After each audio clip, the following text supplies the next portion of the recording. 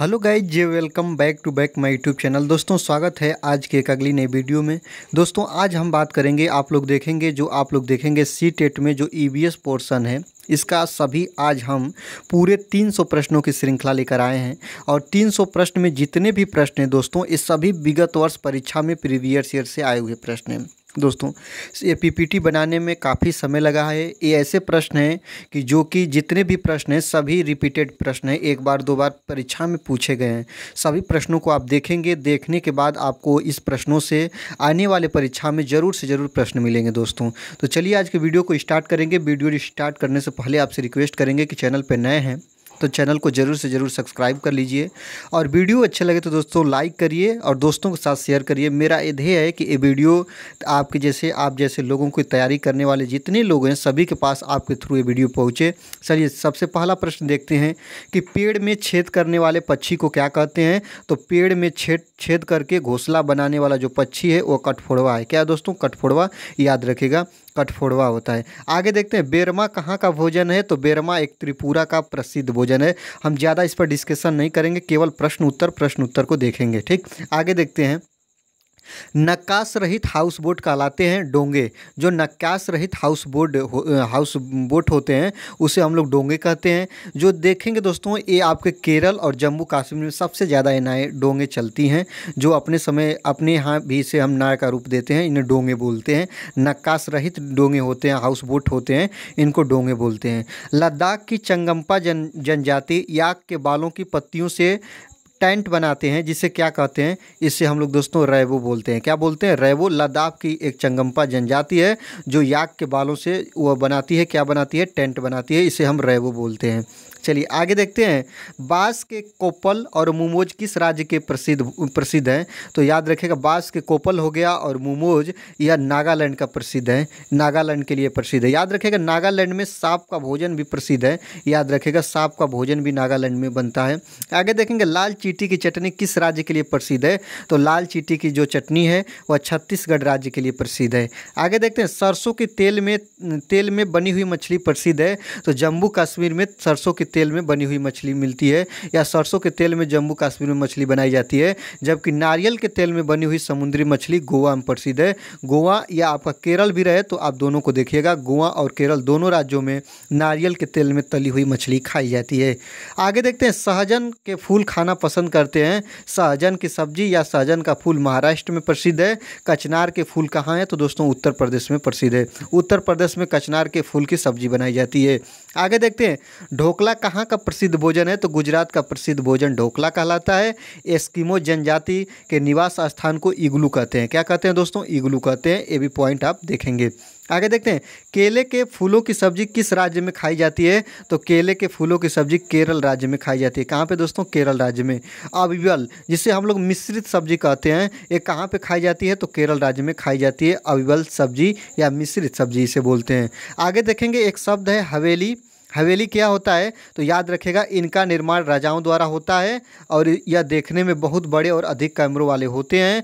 दरवाजे एवं छतों पर सुंदर नक्काशी की जाती है और इसमें लकड़ी और पत्थरों का अधिक प्रयोग किया जाता है। याद रखेगा पहले राजाओं एवं महाराजाओं द्वारा बड़ी बड़ी इमारतें बनाई जाती थी जिसे हम लोग हवेली का रूप दे देते थे। इसमें अधिक कमरे होते हैं, इसमें कमरों के ऊपर नक्काशी और सुंदर सुंदर डिजाइनें होती हैं और इसको बनाने में लकड़ी और पत्थरों का प्रयोग किया जाता है। इसी को हम लोग हवेली बोलते हैं।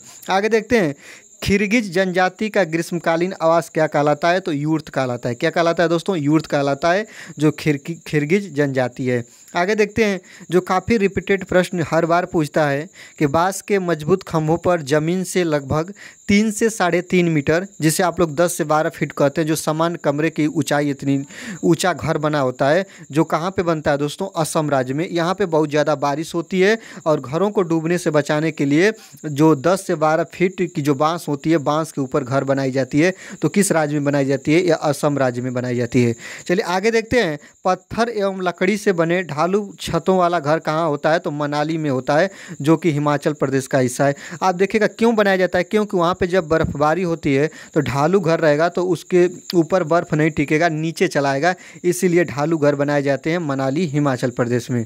आगे देखते हैं, मिट्टी के घर जिनकी छतें कटीली झाड़ियों से छाई रहती है और इनके फर्श को गोबर से लिपा जाता है, या किस राज्य में बनते हैं, तो राजस्थान में। याद रखिएगा राजस्थान में मिट्टी के घर क्यों बनाए जाते हैं, क्योंकि वहाँ पे बहुत ज़्यादा गर्मी होती है और गर्मी को रोकने के लिए जो आप लोग देखते हैं मिट्टी होती है, यह ऊष्मा का संचालक नहीं होती है, बाहर की गर्मी अंदर नहीं जाने देगा और घर के अंदर की गर्मी बाहर नहीं आने देगा, इसलिए राजस्थान में मिट्टी के घर बनाए जाते हैं, ये बात याद रखिएगा। और इसकी परतें जो होती है, जो इसकी ज़मीन होती है, या गोबर से लिपी जाती है क्योंकि कीट न लगे, ये बात याद रखिएगा। यहीं पे दिया है कि राजस्थान में मिट्टी से बने घरों को गोबर से लिपा जाता है ताकि इस पे दीमक ना लगे, कीड़े मकोड़े ना लगे, ये भी याद रखिएगा।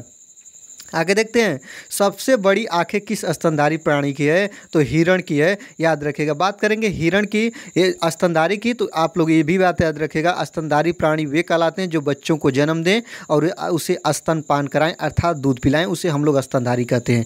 आगे देखते हैं, आज कार्बन डाइऑक्साइड जिसे CO2 के रूप से जानते हैं कि उत्सर्जन में सर्वाधिक योगदान करने वाला कौन सा देश है, मतलब कौन सा देश सबसे ज़्यादा सर्वाधिक करता है, तो संयुक्त राज्य अमेरिका जो CO2 का सबसे ज़्यादा उत्पादक देश है। आगे देखते हैं, वनस्पति विज्ञान के जनक कौन है, तो थियोफ्रेस्टस को वनस्पति विज्ञान का जनक कहा जाता है। चंद्रमा पर बम विस्फोट होता है तो इसकी आवाज़ पृथ्वी पर नहीं सुनाई देती है, क्यों नहीं सुनाई देती है, आप लोगों को पता होना चाहिए। साउंड के परागम के लिए ध्वनि के एक स्थान से दूसरे स्थान पर जाने के लिए जो वायु की आवश्यकता होती है, किसकी आवश्यकता होती है दोस्तों, वायु की, ईयर की। और आपको पता है कि वहाँ पे आपका कहाँ पे, चंद्रमा पे वायु नहीं है, इसलिए आपको सुनाई नहीं देगी। यहाँ पे आप लोग देखेंगे इसकी आवाज़ पृथ्वी पर सुनाई देगी तो सुनाई नहीं देगी, क्योंकि वहाँ पे वायुमंडल उपस्थित नहीं है। आगे देखते हैं, दाब का मात्रक क्या होता है, तो दाब का मात्रक पास्कल होता है। क्यूरी किसकी इकाई का नाम है, तो क्यूरी जो है रेडियो एक्टिव धर्मिता की इकाई है, या रेडियो एक्टिव धर्मिता का मात्रक है क्यूरी।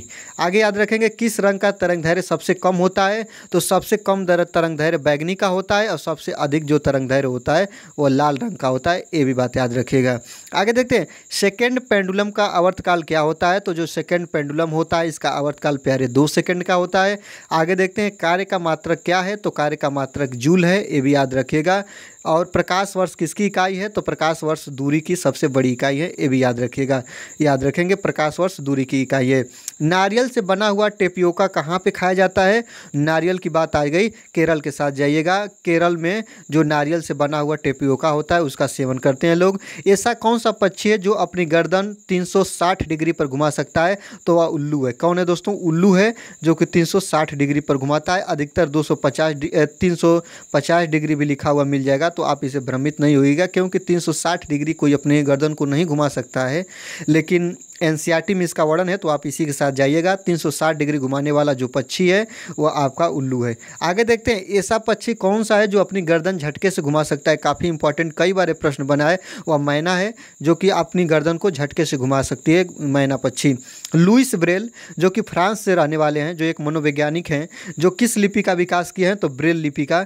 ब्रेल लिपि कौन पढ़ता है, जिनके पास देखने के लिए दृष्टि नहीं होती है, जिनके पास दृष्टि क्षमता नहीं होती है, वह दृष्टिबाधितों के लिए ब्रेल लिपि का उपयोग किए थे, फ्रांस के रहने वाले जिस व्यक्ति का नाम है लुइस ब्रेल। कई प्रश्न यहाँ से तैयार होता है। चलिए आगे देखते हैं, लाल चींटी की चटनी कहाँ खाई जाती है, तो छत्तीसगढ़। कहाँ पे दोस्तों, छत्तीसगढ़, भारत के छत्तीसगढ़ में लाल चींटी की चटनी प्रसिद्ध है। केले के फूल व सब्जी खाना पसंद करते हैं कहाँ के लोग, केरल के लोग, जो केले के फूल और केले की सब्जी को खाना पसंद करते हैं, केरल के लोग, ये भी याद रखेगा। यहाँ पे नारियल के तेल में मछली भी खाई जाती है। सरसों का साग, मक्के की रोटी, पूड़ी भटूरे कहाँ के लोग खाना पसंद करते हैं, तो पंजाब का मुख्य भोजन है। आगे देखेंगे, पत्थर के बने घर जिनकी फर्श और छत में लकड़ी की बनी होती है, इनकी छतें ढलान वाली एवं बर्फ़ से ढकी होती है, कहाँ पाए जाते हैं, यहाँ पे ये याद रखेगा, ये बर्फ़ है, बर्फ़ से ढकी होती है इनकी छतें, लद्दाख में। कहाँ पे दोस्तों, लद्दाख, जम्मू कश्मीर के साइड ये आपको मिलेगा, जिनकी जो छतें हैं बर्फ़ से ढकी होंगी और इसकी छतें ढलान बनाई जाएगी। और याद रखिएगा, इनकी जो छतें होगी वो लकड़ी की बनाई जाएगी और जो फर्श होंगे वो पत्थर के बनाए जाएंगे, वह लद्दाख में आप लोग देखेंगे। आगे देखेंगे, यह एक प्रकार की लकड़ी का घर होता है जो पानी पर तैरता है और इस पर लकड़ी की खूबसूरत नक्काशी की जाती है और इसे ख़त्म बंद कहते हैं। याद रखिएगा, ये ख़त्म बंद करते हैं। यह घर जम्मू कश्मीर और केरल राज्य में पाई जाती है। इनका उपयोग पर्यटन के लिए किया जाता है। इसे क्या बोलते हैं? इसे हाउस बोलते हैं। याद रखिएगा, जम्मू कश्मीर और केरल राज्य में जो नदियों में या वहाँ के जो पानी वाली जगह है वहाँ पे हाउस बोट चलाई जाती है। जो इसमें पर्यटक लोग जो होते हैं वह घूमने का कार्य करते हैं। जो इस पर लकड़ी की नक्काशी की जाती है उसे ख़त्म बंद करते हैं। सभी चीज़ यहाँ पे क्लियर रखिए। कहाँ पे हाउस बोट चलती है? जम्मू कश्मीर केरल में। जो उस पर लकड़ी की जो वहाँ पे कलाकारी की जाती है उसे ख़त्म बंद बोलते हैं। किसके लिए काम आती है? तो पर्यटन के लिए काम आती है। आगे देखते हैं, टोपियोका का दूसरा नाम क्या है? तो कोप्पा। क्या है दोस्तों? कोप्पा को टोपियोका बोलते हैं, जो केरल राज्य में ये इसका उपयोग होता है। कोई डॉक्टर एक मरीज को खाने के लिए कुछ दवाइयाँ लिखता है और साथ ही गुड़ और आंवला की हरे पत्तेदार सब्जियाँ खाने का सुझाव देता है। तो मरीज किस रोग से पीड़ित है? याद रखिएगा, मरीज जो है वह रक्त अल्पता से और उसे एनीमिया रोग है। याद रखिएगा, एनीमिया रोग में जो डॉक्टर होते हैं वह हरी पत्ती की सब्जियाँ, आंवला और गुड़ खाने का रूप देते हैं, उपाय सुझाव देते हैं। इसको याद रखेंगे। आगे देखेंगे, वायरस संक्रमण से होने वाला रोग। वायरस संक्रमण से सबसे ज़्यादा जुकाम होता है, ये भी याद रखिएगा। जो आप लोग आगे देखेंगे, काशियोरकर नामक रोग किसकी कमी से होता है? तो प्रोटीन की कमी से होता है, जिसको बोलते हैं काशियोरकर रोग। आगे देखते हैं, चूहों के द्वारा फैलने वाला रोग प्लेग है। कौन है दोस्तों? प्लेग है। चूहे के द्वारा फैलने वाला रोग क्या है दोस्तों? प्लेग है। आगे देखेंगे, हमारे शरीर के किस अंग के द्वारा अमोनिया को यूरिया में बदला जाता है? तो यकृत के द्वारा। किसके द्वारा दोस्तों? यकृत के द्वारा अमोनिया को यूरिया में कन्वर्ट किया जाता है। आगे देखेंगे, मानव शरीर में पाचन का अधिकांश भाग किस अंग से संपन्न होता है? तो अमाशय से। अमाशय से पाचन का अधिकांश भाग होता है और मनुष्य का पाचन मुख गुहा से ही स्टार्ट हो जाता है। ये भी बात याद रखेंगे। आगे देखते हैं, यह रोग मक्खियों द्वारा फैलता है। इस रोग में पतले दस्त होते हैं और खून भी आता है। इसे क्या बोलते हैं? इसे पेचिश बोलते हैं। याद रखिएगा, मक्खियों के प्रदूषण से यह रोग फैलता है और याद रखेंगे यह पेचिश रोग है। इसमें पतले दस्त और खून भी आते हैं, ये भी आप लोग याद रखेंगे। आगे देखते हैं, एक व्यक्ति दंत चिकित्सक से अपने दांतों में दर्द निवारण के लिए सुझाव मांगता है। तो चिकित्सक व्यक्ति को किस प्रकार के फल खाने का सुझाव देगा? याद रखिएगा, विटामिन सी की कमी से दांत क्षरण की प्रक्रिया होती है और विटामिन सी जो आती है दोस्तों वह खट्टे व गुद्देदार फलों में पाए जाते हैं।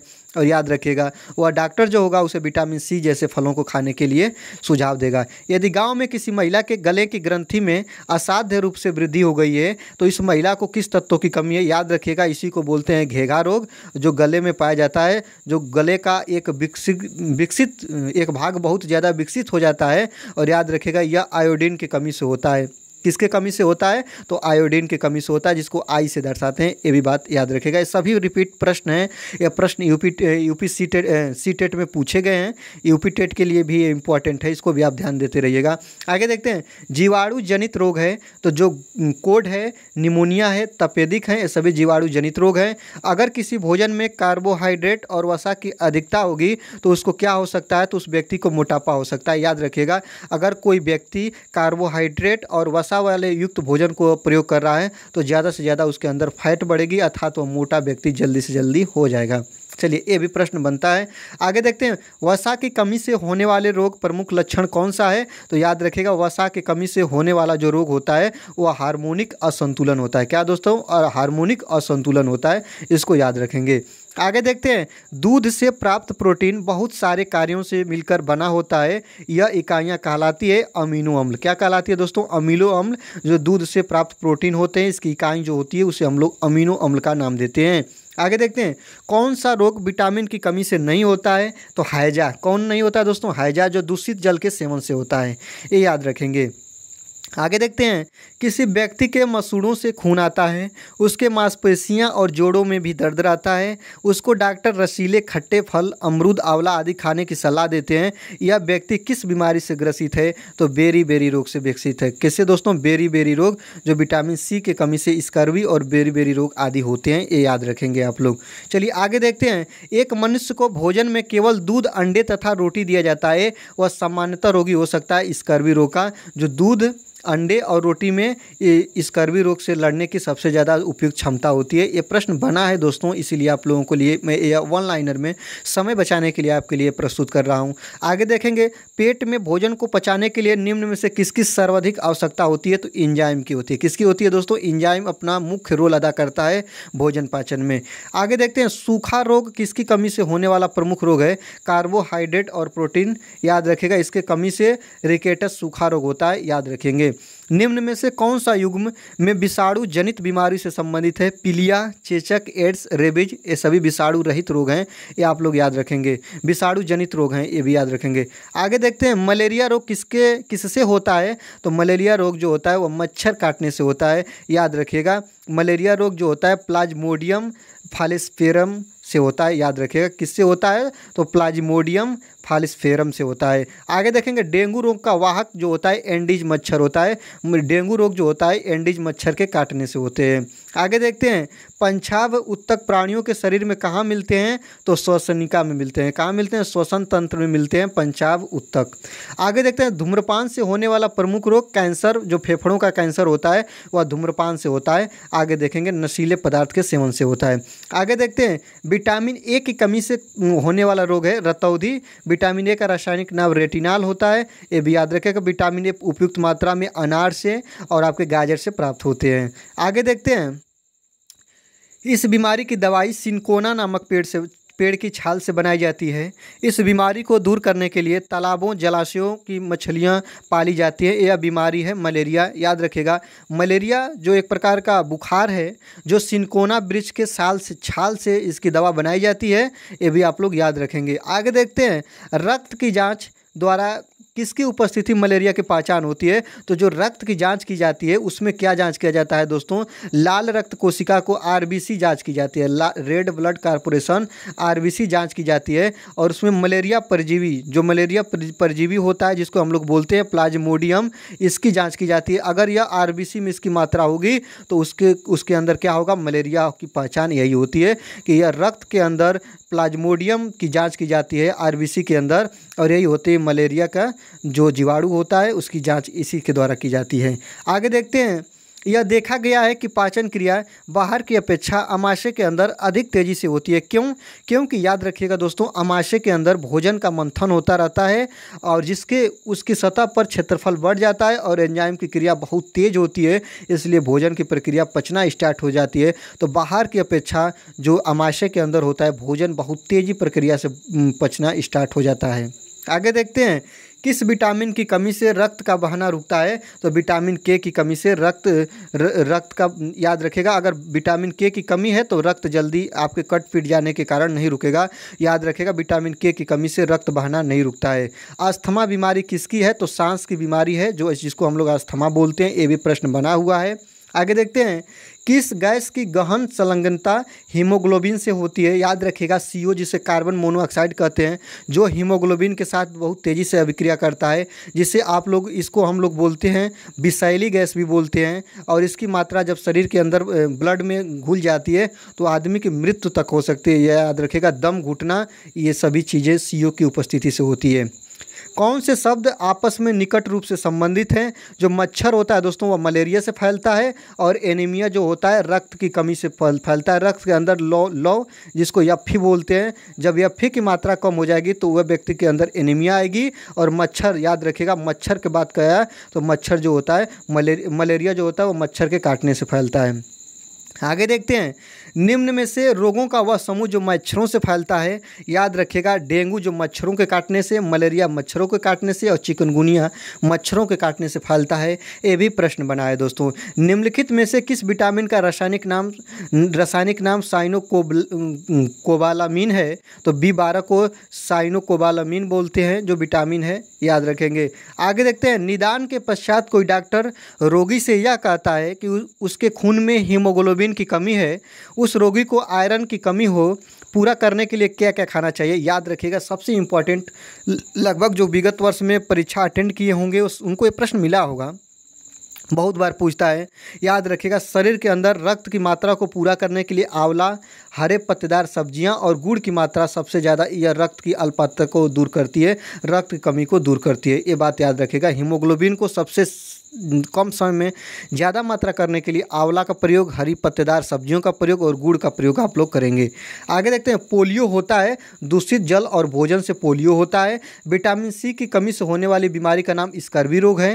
ये भी बात आप लोग याद रखेगा। विटामिन सी खट्टे पदार्थ से मिलता है। किस विटामिन की कमी से रक्त का थक्का नहीं बनता है? अभी आपको बताएं, विटामिन के से। विटामिन के से याद रखेगा, विटामिन के से। आगे देखते हैं, किन बीमारियों के लिए डीपीटी का टीका लगाया जाता है? तो काली खांसी, डिप्थेरिया और टिटनेस, इनके बीमारियों की रोकथाम के लिए पहले ही टीका लगा लिया जाता है डीपीटी का। ये भी याद रखेंगे। आगे देखते हैं, ज्वर नियंत्रण में आमतौर पर सबसे अधिक प्रयोग की जाने वाली औषधि है जो पैरासीटामॉल है। दोस्तों, पैरासीटामॉल का सबसे ज़्यादा ज्वर नियंत्रण में प्रयोग किया जाता है। आगे देखते हैं, प्लेग क्या है? जीवाणु जनित बीमारी है। क्या दोस्तों? जीवाणु जनित बीमारी प्लेग है। आगे देखते हैं, जो मूस से, जिसको चूहा बोलते हैं, चूहा से प्लेग रोग उत्पन्न होता है। ये भी बात याद रखिएगा। ये आगे देखते हैं, मानव के पेट में अमाशय रस की प्रकृति कैसी होती है? तो अम्लीय होती है। कैसी होती है दोस्तों? अम्लीय होती है। यह भोजन के पाचन में सहायक होता है, अम्लीय। आगे देखते हैं, यदि पृथ्वी पर पाई जाने वाली पेड़ पौधे, जिसे वनस्पतियां बोलते हैं, समाप्त हो जाए तो किस गैस की कमी होगी? तो ऑक्सीजन नहीं मिलेगा दोस्तों। और ऑक्सीजन की कमी होगी मतलब जीवन समुदाय ही खत्म हो जाएगा, त्रस्त नस्त और सब खत्म हो जाएगा। आगे देखते हैं, प्रकाश संश्लेषण किसमें होता है? तो लाल व नीले रंग में होता है। ये भी प्रश्न बनता है, सबसे ज़्यादा प्रकाश संश्लेषण की क्रिया लाल रंग में और सबसे कम जो होती है दोस्तों नीले रंग में। ये भी बात याद रखेंगे। आगे देखते हैं, जीवी एवं अजीवी घटकों में संबंध स्थापित करते हैं। कौन स्थापित करते हैं दोस्तों? तो अपघटक करते हैं। याद रखिएगा, जो अपघटक होते हैं वह जीव और निर्जीव दोनों के बीच संबंध का काम करते हैं, जिसे हम लोग अपघटक या सजीव और निर्जीव के बीच की कड़ी जो होता है उसे हम लोग वायरस भी बोलते हैं। ये भी बात को याद रखेंगे। आगे देखते हैं, ऊर्जा का प्रवाह, एनर्जी फ्लो, एक ही दिशा में होते हुए सभी पथों से गुजरता है, जिसे हम लोग खाद्य जल या खाद्य जाल भी बोलते हैं। याद रखिएगा, जो प्रक्रिया होता है, जैसे प्राथमिक को द्वितीयक खाएगा, द्वितीय को तृतीयक खाएगा, तृतीय को अपघटक खाएंगे। इसी तरह यह रूप जो ऊर्जा तंत्र है चलता रहेगा।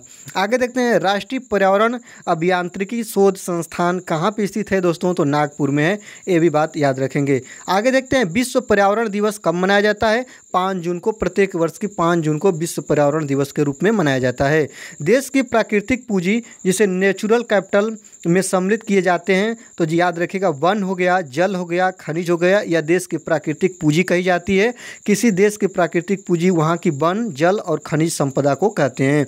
आगे देखते हैं, अगला है कि पृथ्वी के चारों ओर गैसों के समूह, जिसे ग्रुप ऑफ गैसेस को क्या कहते हैं दोस्तों? तो ग्रुप ऑफ गैसेस के समूह को वायुमंडल कहते हैं। गैसों के समूह को वायुमंडल कहते हैं। वायुमंडल में आपका 21% ऑक्सीजन, 78% नाइट्रोजन, और यहाँ पे 21 आप लोग देख रहे हैं, ऑक्सीजन को 20.95% भी कहते हैं। ये भी बात को याद रखिएगा।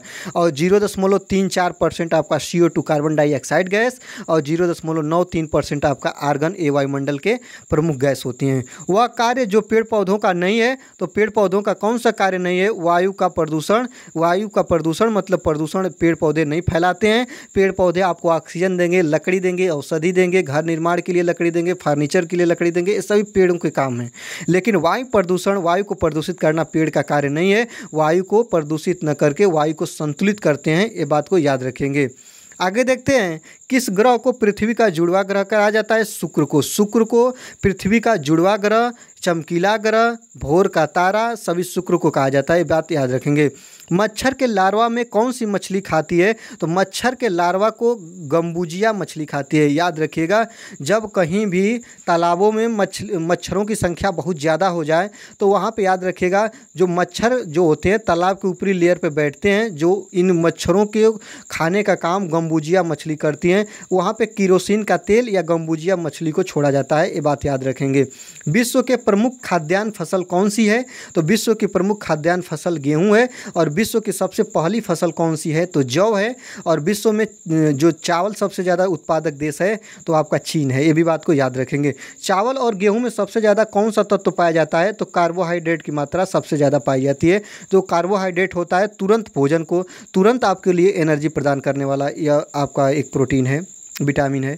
गहन परिस्थितिकी शब्द का प्रयोग सर्वप्रथम किसने किया था? तो गहन परिस्थितिकी शब्द का प्रयोग अर्नीज नेस ने किया था।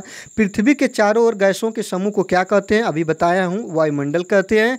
आगे देखते हैं, पृथ्वी शिखर सम्मेलन का आयोजन कहाँ किया गया था? तो क्योटो में किया गया था। कहाँ पे दोस्तों? क्योटो में किया गया था। अंतर्राष्ट्रीय टाइगर दिवस कब मनाया जाता है? 29 जुलाई को। प्रत्येक वर्ष की 29 जुलाई को अंतर्राष्ट्रीय आपका टाइगर दिवस मनाया जाता है। किस मंडल में अधिकतर पेड़ पौधे पाए जाते हैं? तो स्थल मंडल में। किस मंडल में दोस्तों? स्थल मंडल में पेड़ पौधे पाए जाते हैं। यहीं पे जो जीवन संभव है। याद रखें, स्थल मंडल, जल मंडल और वायुमंडल, जहाँ पे तीनों कटते हैं, तीनों मिलते हैं, वहीं पे बनता है जैव मंडल और मनुष्य यहीं पे रहता है। कहाँ पे दोस्तों? जैव मंडल में। ये बात याद रखिएगा। भूकंप किस पैमाने पर मापा जाता है? याद रखिएगा, भूकंप जो होता है वह आपका रिक्टर पैमाने में मापा जाता है। भूकंप माप लेखी जिसे बोलते हैं, जिसको हम सिस्मोग्राफ को बोलते हैं, ये भी याद रखिएगा। रिक्टर पैमाना या जो इसे मापने का यंत्र होता है उसे हम लोग बोलते हैं भूकंप लेख मापी, या इसी को सिस्मोग्राफ पैमाने को बोला जाता है। आगे देखते हैं, लिंग हुफेन जो हांगकांग में खाए जाने वाला एक प्रकार का पकवान है। याद रखेंगे, जो लिंग हुफेन पकवान है यह सांप के मांस से बनाया जाता है, जो हांगकांग में खाए जाने वाला एक प्रमुख या प्रसिद्ध पकवान है। ये भी याद रखेगा। हांगकांग कहाँ का भोजन है? तो यह हांगकांग लिंग हुफेन कहाँ का भोजन है? तो हांगकांग का भोजन है। किससे बनता है? तो सांप के मांस से बनता है। इसको याद रखेंगे। आगे देखते हैं, उत्तर प्रदेश राज्य का कन्नौज जिला किसके लिए प्रसिद्ध है? तो दोस्तों इत्र के लिए, सेंट के लिए मशहूर है। याद रखेगा, उत्तर प्रदेश का कन्नौज जिला इत्र के लिए मशहूर है। आगे देखते हैं, लुई ब्रेल क्या हैं? तो लुई ब्रेल एक वैज्ञानिक नाम है जो फ्रांस के रहने वाले थे। कहाँ के रहने वाले थे दोस्तों? फ्रांस के। और उन्होंने एक लिपि की खोज की है जिस लिपि का नाम है ब्रेल लिपि। और ब्रेल लिपि 6 डाट बिंदुओं पर आधारित होती है। और इसको पढ़ने वाले, जिनके पास रोशनी नहीं होती है, जिनके पास आँखें नहीं होती है, वे इसको पढ़ते हैं, छू कर महसूस करके पढ़ते हैं। इसी को बोलते हैं ब्रेल लिपि। खोजकर्ता जो हैं वह लुई ब्रेल हैं। कहाँ के रहने वाले थे? फ्रांस के। और जो ब्रेल लिपि पर 6 डाट रेखाएँ निर्धारित होती हैं, जो लकड़ी के अंदर नक्काशी की जाती है, और इसको छू के टच करके लोग इसको पढ़ने का काम करते हैं या समझने का कार्य करते हैं। ये आगे याद रखेंगे, असम में बहुत ज़्यादा बारिश होने के कारण यहाँ ज़मीन से 10 से 12 फीट या 3 से 3.5 मीटर ऊंची खम्भों पर, बांस के खम्भों पर घर बनाए जाते हैं। याद रखेंगे, कहाँ पे? असम में। ये प्रश्न बनता है, कहाँ पे घर 3.5 या 3 मीटर ऊंचाई पे बनाए जाते हैं, बांस पे बनाए जाते हैं, 10 से 12 फीट ऊंचाई पे बनाए जाते हैं? जम्मू कश्मीर में। क्यों बनाए जाते हैं? वहाँ पे बहुत ज़्यादा बारिश होती है, घरों को बारिश या पानी में डूबने से बचाने के लिए।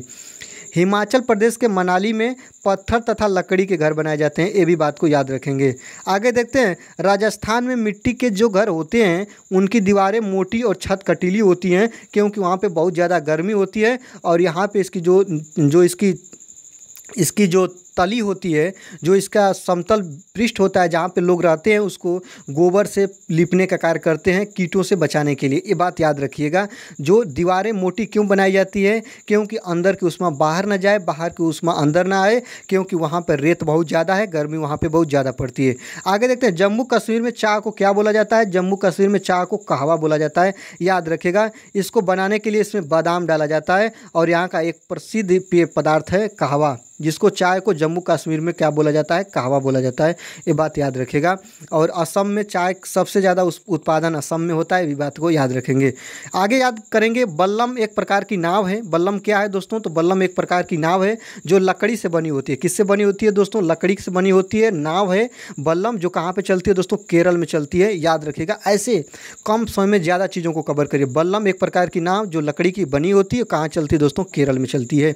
आगे देखते हैं, एक हाथी दिन भर में 100 किलोग्राम 100 केजी झाड़ियाँ खा जाती है, हरी पत्तियाँ को खा जाती है। एक वयस्क हाथी दिन भर में पत्तियाँ कितनी खा जाती है? 100 केजी पत्तियाँ को खा जाती है। आगे देखते हैं, हाथियों के झुंड में केवल हथनियाँ रहती हैं। याद रखिएगा, एक झुंड में 10 से 12 हथनियाँ होती हैं। याद रखिएगा, जब यह बच्चे, हाथियाँ के बच्चे जब एक नियत एज को फांग जाते हैं, एक नियत एज को पार करते हैं, तो वह झुंड को छोड़ देते हैं। झुंड में केवल कौन रहती हैं? हथनियाँ रहती हैं। 10 से 12 हथनियों का एक झुंड होता है। जिसमें छोटे बच्चे भी शामिल होते हैं। हाथी पूरे दिन भर में केवल 2 से 4 घंटे ही सोती है, ये भी इंपॉर्टेंट पॉइंट कई बार पूछा हुआ है। एक वयस्क हाथी एक दिन में 2 से 4 घंटे ही सो पाती है, इसको याद रखेंगे। आगे देखते हैं, 10 से 15 साल की हाथी सारे एक झुंड में रहते हैं, फिर वह एक झुंड को छोड़ देते हैं और अकेले रहने लगते हैं। याद रखिएगा, हाथियों के समूह में जो हाथी होते हैं वह 10 से 15 साल के बाद वह अपने झुंड को छोड़ देते हैं और अकेले रहना पसंद करते हैं, याद रखेंगे। और जो हथनियाँ होती हैं वह 10 से 12 हथनियाँ एक झुंड में रहना पसंद करती हैं, इसको याद रखेंगे। आगे देखते हैं, खेजड़ी का पेड़ जो राजस्थान के जोधपुर में खेजड़ी गांव में पाया जाता है। खेजड़ी कहाँ का पेड़ है? तो राजस्थान में सबसे ज़्यादा पाए जाने वाला एक खेजड़ी का वृक्ष है, याद रखिएगा। यहाँ के लोगों को बिश्नोई कहा जाता है, याद रखिएगा। यहाँ के लोगों को क्या कहा जाता है दोस्तों? बिश्नोई कहा जाता है। यहाँ पे शिकार करना और पेड़ काटना रोक है, निषेध है या मना है, ये बात याद रखिएगा। खेजड़ी राजस्थान में पाया जाता है। खेजड़ी एक वृक्ष है और जो याद रखेंगे, ये खेजड़ी एक ऐसा वृक्ष है जैसे नीम जैसा वृक्ष है वैसे खेजड़ी भी है। वहाँ के लोग इस वृक्ष की पूजा करते हैं। वहाँ के लोगों को बिश्नोई कहा जाता है। वहाँ के लोग जो होते हैं वहाँ पे पेड़ काटना, शिकार करना वहाँ पे रोक है। और ये भी बात याद रखेंगे, खेजड़ी के वृक्ष में कीट पतंग नहीं लगते हैं, इसमें घून आदि नहीं लगते हैं, इसकी लकड़ियाँ बहुत लंबे समय तक यह टिकाऊ होती हैं, इसको याद रखेंगे। आगे देखते हैं, खेजड़ी के पेड़ यह रेगिस्तानी इलाकों में पाए जाते हैं। ज़्यादा पानी की आवश्यकता इनको नहीं होती है और इनकी छाल से दवाइयाँ बनाई जाती है, ये भी बात को याद रखिएगा। और इनकी छाल से दवाइयाँ और इनके पेड़ की लकड़ियों से क्या बनाया जाता है? तो फर्नीचर के सामान बनाया जाता है जो लंबे समय तक टिकाऊ होते हैं। खेजड़ी पेड़ की लकड़ी को कभी कीड़ा भी नहीं लगता है, इसलिए इसकी लकड़ी का प्रयोग फर्नीचर में जो अभी आपको बता दिए हैं। आगे देखते हैं, खेजड़ी के पेड़ की फलियों की सब्जियां बनाई जाती है। राजस्थान के लोग इसका प्रयोग करते हैं। सभी चींटियों का काम बटा होता है। रानी चींटियां अंडे देने का काम करती है। चींटियों के बारे में बात करें तो रानी चींटियां जो होती है वह अंडे देने का काम करती है। सिपाही चींटियां जो होती है वह बिल को ध्यान रखती है, बिल का ध्यान रखती है या बिल की सुरक्षा करने का काम सिपाही चींटी को, अंडा देने का काम जो होता है रानी चींटी को, और यहाँ पे भोजन इकट्ठा करने का काम जो होता है मजदूर चींटी का होता है। ये भी बात आप याद रखेंगे। मधुमक्खियाँ, दीमक और ततैयाँ भी चींटियों की तरह समूह में रहते हैं। समूह का मतलब होता है दोस्तों, जो मक्खियाँ को आप देखेंगे मधुमक्खी को वो समूह में रहती हैं, चिट्टियाँ भी आपका समूह में रहती हैं और ततैया और दीमक भी क्या होते हैं दोस्तों? समूह में रहते हैं, जो आप लोग इसको याद रखेंगे। आगे देखेंगे, अक्टूबर से दिसंबर तक का जो समय होता है वह मधुमक्खियों के अंडे देने का होता है। बहुत बार पूछा है मधुमक्खियां सबसे ज़्यादा अंडे कब देती हैं? तो अक्टूबर से दिसंबर में देती हैं, ये बात याद रखिएगा। अतः यह समय मधुमक्खी पालन के लिए उपयुक्त होता है, ये भी याद रखेंगे। मधुमक्खी पालन के लिए सबसे उपयुक्त समय पूछ देता है तो अक्टूबर से दिसंबर, क्योंकि मधुमक्खियाँ सबसे ज़्यादा इसी समय अंडे देने का कार्य करती है। आगे देखते हैं, गोवा से लेकर केरल के रेल के रास्ते में 92 सुरंग और 2000 पुल पड़ते हैं, ये भी प्रश्न बना है, कई बार पूछा है। गोवा से लेकर रेल की यात्रा जब आप करेंगे तो गोवा से लेकर केरल के बीच में 92 सुरंग और 2000 पुल आपको मिल जाएंगे। आगे देखते हैं, मलयालम जो कि केरल में बोली जाती है। मलयालम कहाँ की भाषा है दोस्तों? केरल की भाषा है जो केरल में बोली जाती है। मलयालम में वलियम्मा को माँ की बड़ी बहन, याद रखिएगा, वलियम्मा किसको बोलते हैं? तो माँ की बड़ी बहन को वलियम्मा बोलते हैं और अम्मुम्मा को नानी बोलते हैं, याद रखिएगा। अम्मुम्मा अगर किसी को बोला जाएगा तो नानी को अम्मुम्मा बोलते हैं और माँ की बड़ी बहन को वलियम्मा बोलते हैं। कहाँ पे दोस्तों? केरल में। केरल की जो भाषा है वह मलयालम भाषा है और इसकी राजधानी तिरुवनंतपुरम है। साक्षरता दर सबसे ज़्यादा है। सब चीज़ों को आप लोग ध्यान देंगे। और जो केरल में नारियल के तेल में तली हुई मछली हो गया और डोंगा नाई हो गया, सभी चीज़ वहाँ पे सभी इम्पोर्टेंट हैं वहाँ के लिए। आगे देखते हैं, गुजरात के गांधीधाम अहमदाबाद में और वलसाड गुजरात में तथा कोझीकोड केरल में स्थित है, याद रखिएगा। गुजरात के गांधीधाम कहाँ पे है दोस्तों? अहमदाबाद में है। वलसाड जो है वह कोझीकोड केरल में है, ये याद रखेंगे, सभी चीज़ों को समझेंगे। आगे देखते हैं, काफ़ी इंपॉर्टेंट है, सभी वन लाइनर प्रश्न है, सबको आपको आसानी तरीके से देखना होगा। कडम मल्लेश्वरी के बारे में बात कर रहा है। कडम मल्लेश्वरी एक वेट लिफ्टर है, यह भारोत्तोलक है, यह भार को उठाने वाली हैं। कडम मल्लेश्वरी जो कि एक वेट लिफ्टर हैं, जो कहाँ की रहने वाली हैं दोस्तों, आंध्र प्रदेश राज्य की रहने वाली हैं। और यह 130 किलोग्राम वजन उठाती हैं। कितना दोस्तों, अधिकतम 130 किलोग्राम वजन उठा चुकी हैं। और भारत के बाहर और भारत के अंदर इनका वर्चस्व काफ़ी ज़्यादा है और अब तक ये 29 मेडल जीत चुकी हैं, भारत का परचम लहरा चुकी है। याद रखें कि कडम मल्लेश्वरी के बारे में बहुत पूछता है। कडम मल्लेश्वरी क्या हैं, तो वेट लिफ्टर हैं, कहाँ की रहने वाली हैं, तो भारत के आंध्र प्रदेश से बिलोंग करती हैं। कितना वजन उठा लेती हैं, 130 केजी वजन उठा लेती हैं। और कितने मेडल जीत चुकी हैं, 29 मेडल जो जीत चुकी हैं। एनसीईआरटी का काफ़ी इंपॉर्टेंट और चुनिंदा प्रश्न है जो कि बार बार पूछता है। उत्तर प्रदेश राज्य में कचनार के फूलों से, याद रखिएगा, उत्तर प्रदेश राज्य में कचनार के फूलों से, केरल राज्य में केलों के फूलों से और महाराष्ट्र राज्य में सहजन के फूलों से सब्जी बनाई जाती है। काफ़ी इंपॉर्टेंट, सभी चीज़ों को एक ही में समेट लिया गया है दोस्तों। कचनार के फूलों से उत्तर प्रदेश में, केरल में केले के फूलों से और महाराष्ट्र में सहजन के फूलों से सब्जी बनाई जाती है। आगे याद रखेंगे गुलदावरी और जिनीवा फूलों से रंग बनते हैं जो कपड़े रंगने के काम आते हैं। याद रखिएगा, जो गुलदावरी और जिनीवा ऐसे वृक्ष के फूल हैं जिनसे आप लोग क्या बनाते हैं दोस्तों, कपड़ा रंगने का रंग इससे प्राप्त किया जाता है, बनाया जाता है, तैयार किया जाता है।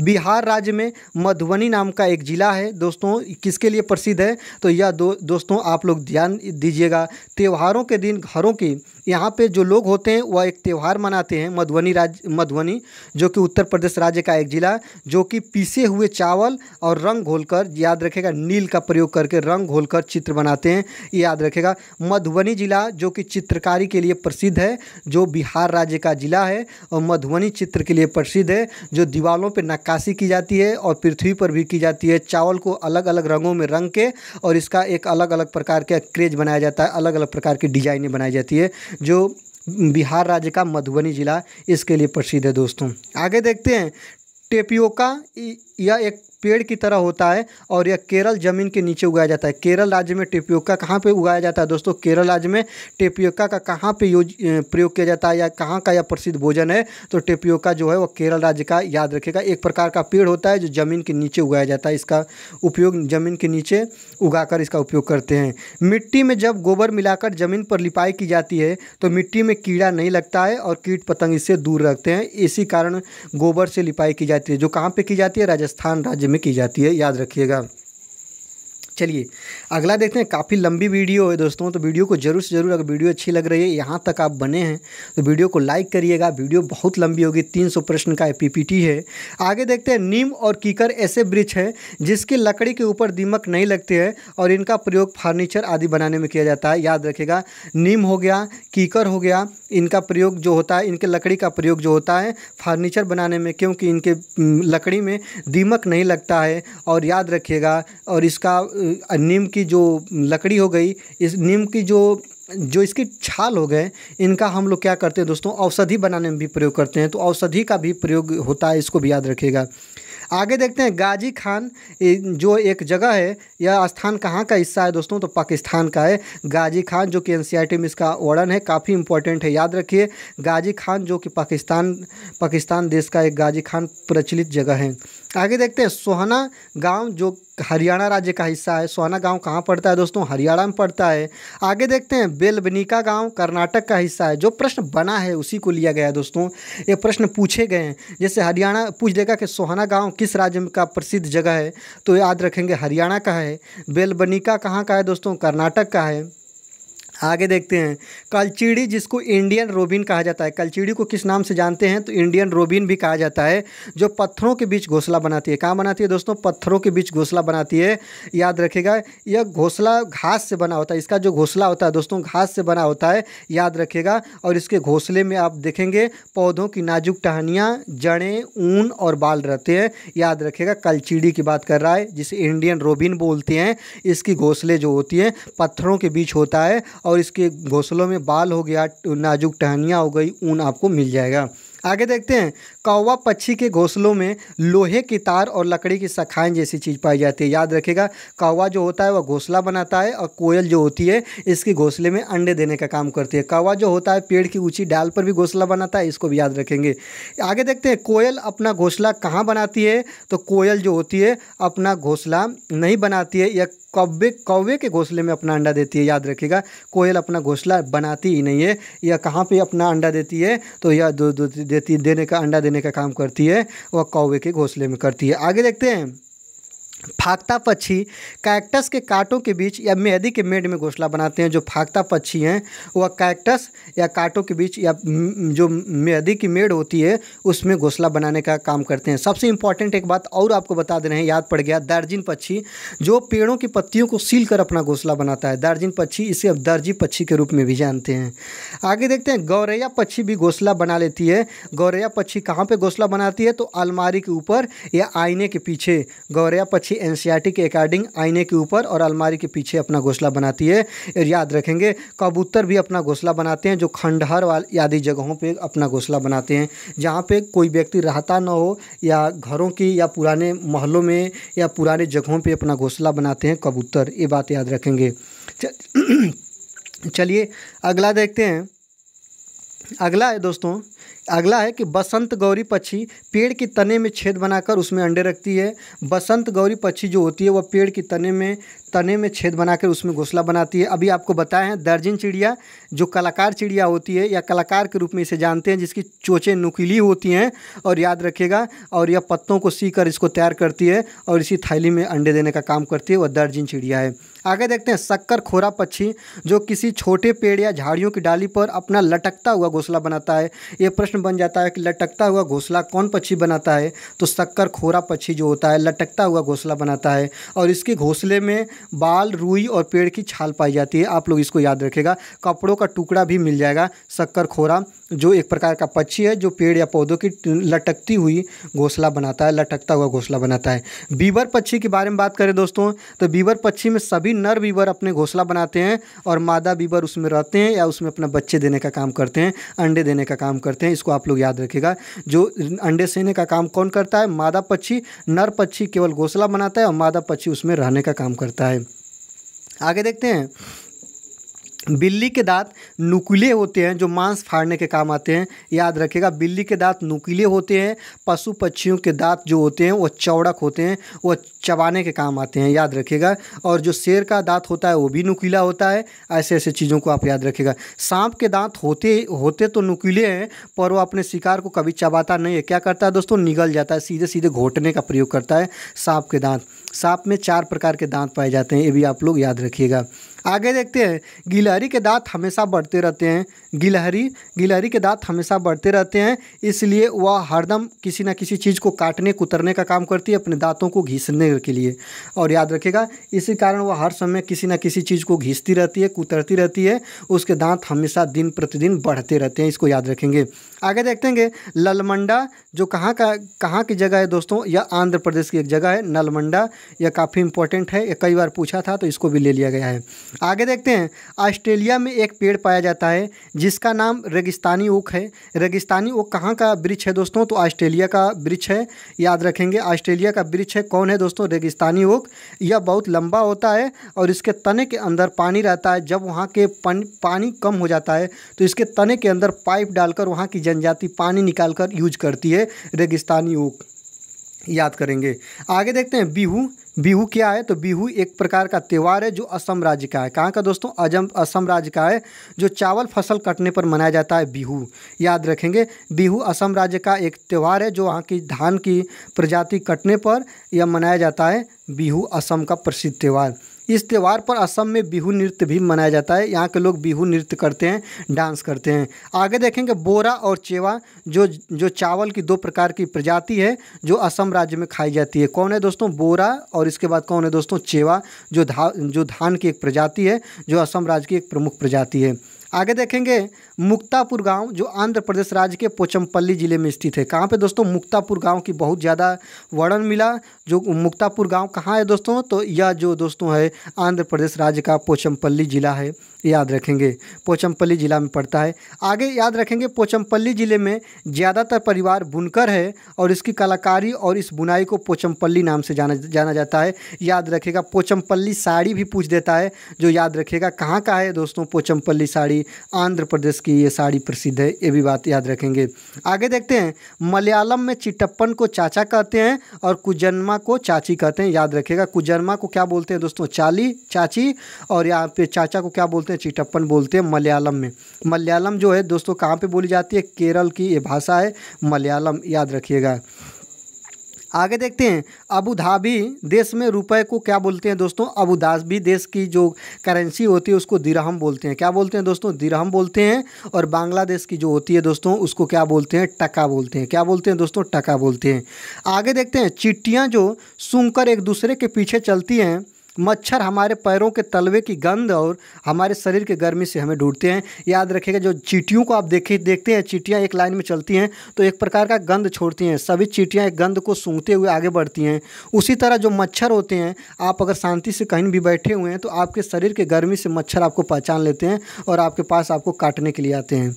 आगे देखते हैं, सांप के बाहरी कान नहीं होते हैं, याद रखेंगे। जो सांप होते हैं, सांप के कान नहीं होते हैं, लेकिन जो व्यक्ति के कंपन या अपने शरीर को जब अपनी त्वचा को मिट्टी पर रखे होते हैं तो या कोई भी व्यक्ति इनके इर्द गिर्द से गुजरता है तो या मिट्टी पे हुए कंपन से महसूस करते हैं या जान जाते हैं कि कोई आ रहा है हमारे तरफ।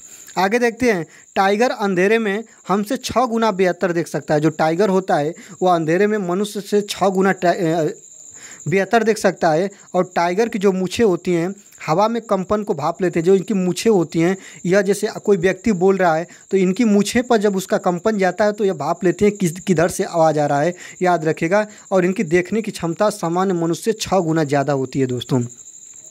टाइगर का गुर्राना 3 किलोमीटर दूरी से सुना जा सकता है। टाइगर जब गरजता है तो 3 किलोमीटर दूरी तक इसकी आवाज़ें सुनाई देती है और हमसे 6 किलोमीटर दूर तक यह सुनता है। और किसी भी व्यक्ति की आवाज़ या खड़खड़ाने की आवाज़ अपने भौवें जो इनके मुख के ऊपर होती हैं इनसे पहचान कर लेते हैं किधर से कोई व्यक्ति या शिकारी इनके तरफ आ रहा है। आगे देखते हैं, लगभग सभी जानवर हर चीज़ को सफ़ेद और काली रंग ही देख पाते हैं। याद रखेंगे, जो जानवर होते हैं सभी को काला और सफ़ेद रंग ही देखने का कार्य करते हैं। ये भी बात को आप याद रखेंगे।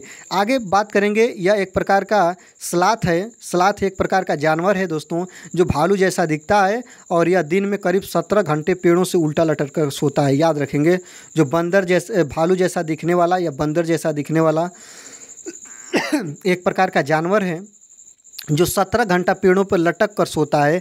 याद रखिएगा, जिस पेड़ पर सोता है उसी की पत्ती खाता है और यह आलसी जानवर भी माना जाता है। ये बात को याद रखेंगे। यहाँ पे देखिए, स्लॉथ जिस पेड़ पर रहते हैं उसी पेड़ के पत्ते को खाकर अपना जीवन यापन करते हैं। जब वे अपने पेड़ के सारे पत्ते खा लेते हैं तब वे पास के दूसरे पेड़ पर जाते हैं। याद रखिएगा, पूरे जीवन काल में ऐसे होता है। हफ्ते में 1 दिन यह पेड़ से उतरता है केवल शौच के लिए। ये बात याद रखेंगे।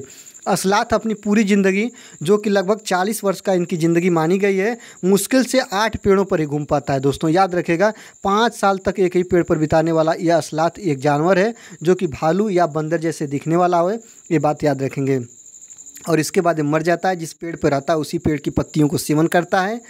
और इसके बाद इस स्लॉथ के बारे में और भी बात करें तो स्लॉथ जो होता है केवल हफ्ते में 1 बार शौचालय के लिए नीचे उतरता है, शौच के लिए। आगे देखते हैं, उत्तराखंड राज्य का जिम कॉर्बेट नेशनल पार्क, जो कि कहाँ पे दोस्तों? राजस्थान। यहाँ पे देखिएगा, आपको मैं बता रहा हूँ, जिम कॉर्बेट नेशनल पार्क जो कि उत्तराखंड का या प्रसिद्ध नेशनल पार्क है। यहाँ पे देखिएगा, राजस्थान राज्य में भरतपुर जिले में घनी पक्षी बिहार इन जगहों का शिकार करना वर्जित।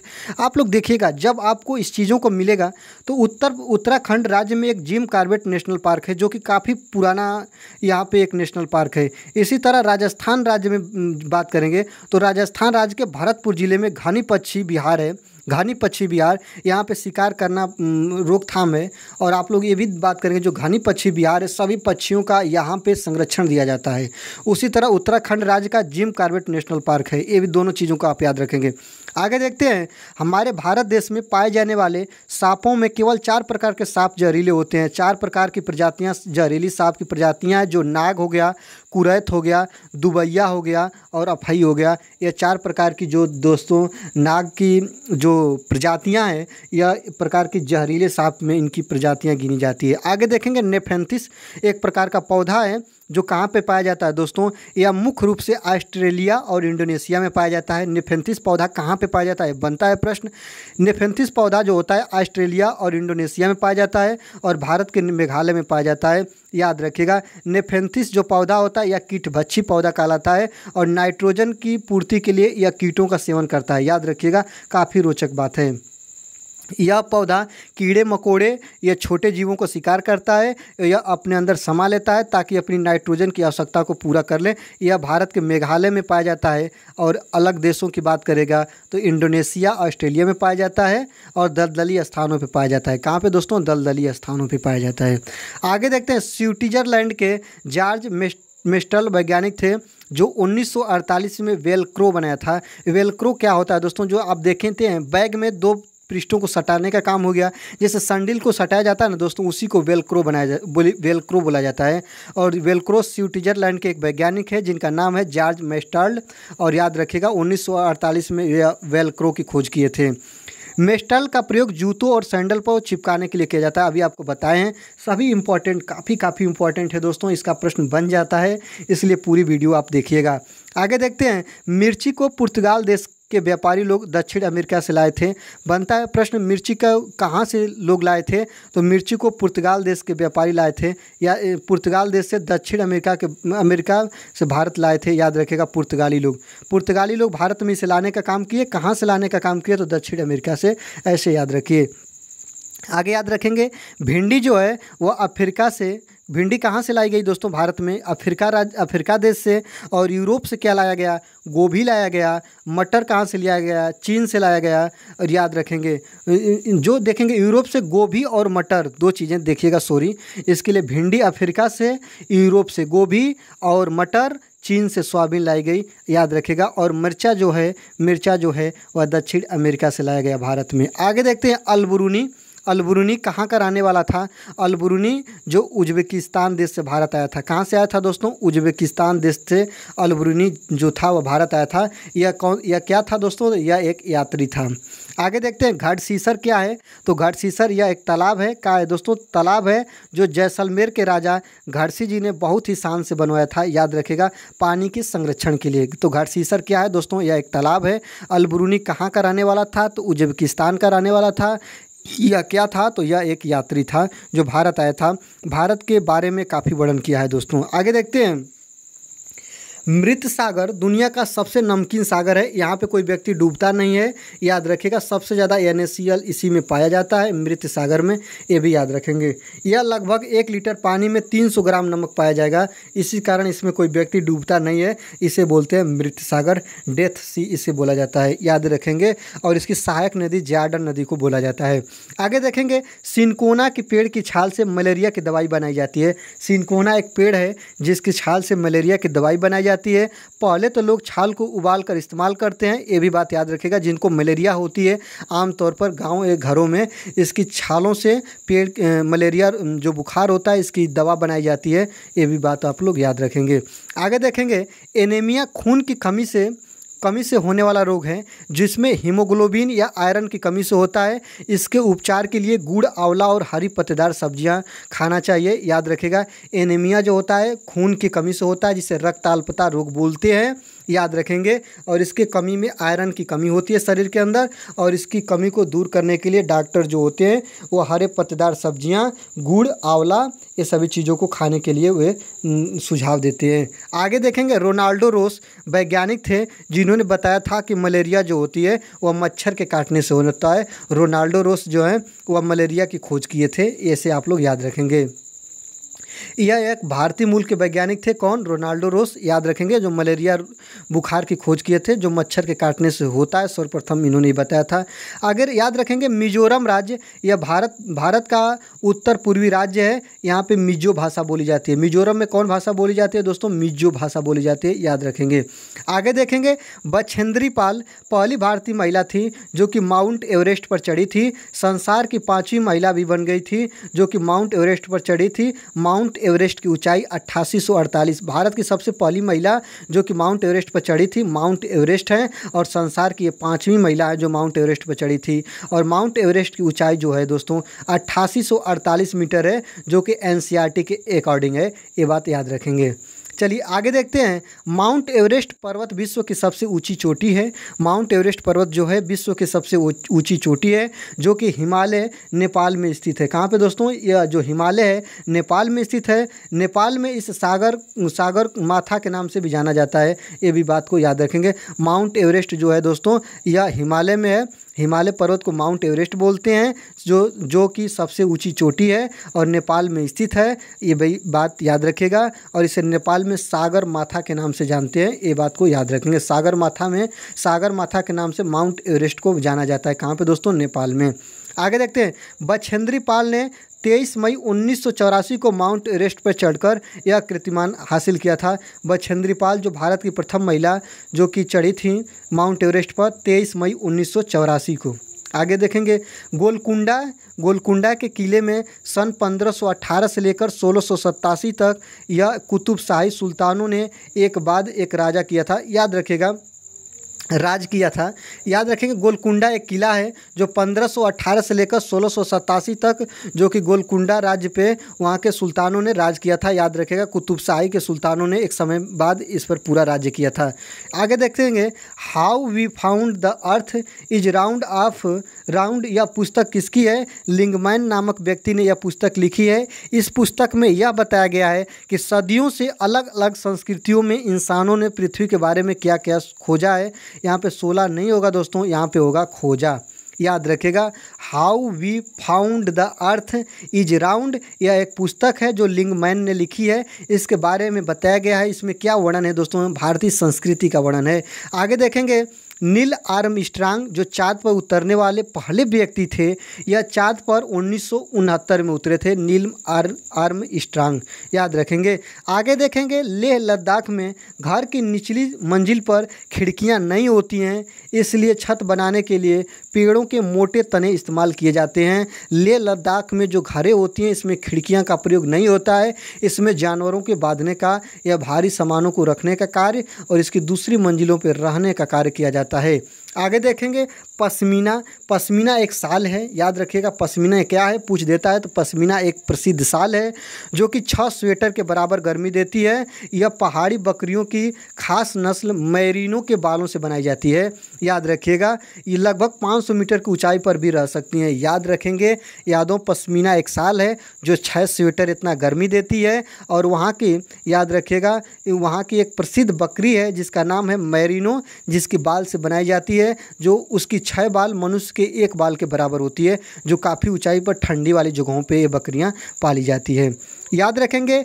एक पश्मीना शाल को बनाने में लगभग 250 मतलब 250 घंटे समय लगते हैं। काफ़ी हाथों से तैयार की जाती है, काफ़ी समय लगता है।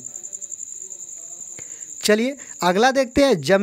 जमीन उपजाऊ बनती है जड़ों से पत्तों शाखाओं से सड़ने से केंचुओं से कब बनती है दोस्तों? एक बात कहा है कि ज़मीन उपजाऊ कब बनती है, तो जड़ों से, याद रखिएगा। पेड़ों की जड़ें जब सड़ती हैं, पत्ते जब सड़ते हैं, शाखाओं जब सड़ती है, केंचुआ जो होते हैं वर्मी कंपोस्ट जिसे बोला जाता है, केंचुओं के द्वारा, केंचुआ जो होता है किसान का सच्चा मित्र बोला जाता है, ये भी बात को याद रखिएगा। केंचुआ ज़मीन में छेद बनाकर ही रहते हैं, जिसमें ज़मीन जो होती है वह पाली या खोखली हो जाती है, जिसमें ऊपर से हवा हो गया, ऊपर से नाइट्रोजन हो गया, सभी चीज़ें ज़मीन के अंदर जाते हैं और ज़मीन क्या हो जाती है प्यारे? उपजाऊ हो जाती है। जो केंचुआ होते हैं इसे क्या बोला जाता है दोस्तों? किसानों का सच्चा मित्र बोला जाता है। किसानों का सच्चा मित्र किसे और बोला जाता है तो सर्प को भी बोला जाता है, याद रखिएगा। सर्प जो होता है वह किसको, यह जो होते हैं चूहों को खाने का कार्य करते हैं, चूहा मनुष्य को हानि पहुंचाते हैं, इस सर्प को भी किसानों का मित्र बोला जाता है। आगे देखते हैं। झूम खेती के बारे में कहा है। झूम खेती एक फसल है जो कटने के बाद, याद रखिएगा, झूम खेती एक फसल कटने के बाद ज़मीन कुछ समय के लिए खाली छोड़ दिया जाता है और उस पर खेती नहीं किया जाता है, याद रखेंगे। और यहाँ पे जो झूम खेती होती है, याद रखिएगा, झूम खेती में जब फसल काट ली जाती है तो इसको खाली छोड़ दिया जाता है, और खाली छोड़ने के बाद जो यहाँ के पेड़ पौधे होते हैं वहाँ पे उसको गिरा दिया जाता है, और गिरा देने के बाद उसे जला दिया जाता है, और केवल एक सिंपल तरीके से मिट्टी को उजाड़ के और उसमें बीजों को छिड़क देते हैं, और जो फसल होती है काफ़ी अच्छी फसल होती है, और यही होती है झूम खेती। याद रखिएगा, झूम खेती होती है, या बात को याद रखेंगे। आगे देखते हैं, कुछ जानवर रात में जागते हैं। यह जानवर हर चीज़ को कौन से रंगों में देख सकते हैं? काला और सफ़ेद में अभी बताए हैं। आगे देखेंगे, किसी अध्यापक के द्वारा यदि आलू, चावल, ब्रेड एवं शक्कर के उदाहरणों का सहारा लिया जाता है तो वह छात्रों को क्या पढ़ाना चाहते हैं? कार्बोहाइड्रेट। कार्बोहाइड्रेट की मात्रा आलू, चावल, ब्रेड एवं शक्कर में उपयुक्त मात्रा में पाई जाती है। आगे देखते हैं, इटाई रोग किसके कारण होता है? तो कैडमियम के कमी से होता है। इटाई रोग कैडमियम के कारण होता है दोस्तों, याद रखें, कमी नहीं, कैडमियम के कारण होता है। धान के खेतों में कौन सी गैस उत्सर्जित होती है? तो धान के खेतों से या धान की जड़ों से मीथेन निकलती है। आगे देखेंगे, प्रोजेक्ट एलिफेंट कब शुरू हुआ था? हाथी बचाओ संरक्षण 1992 में।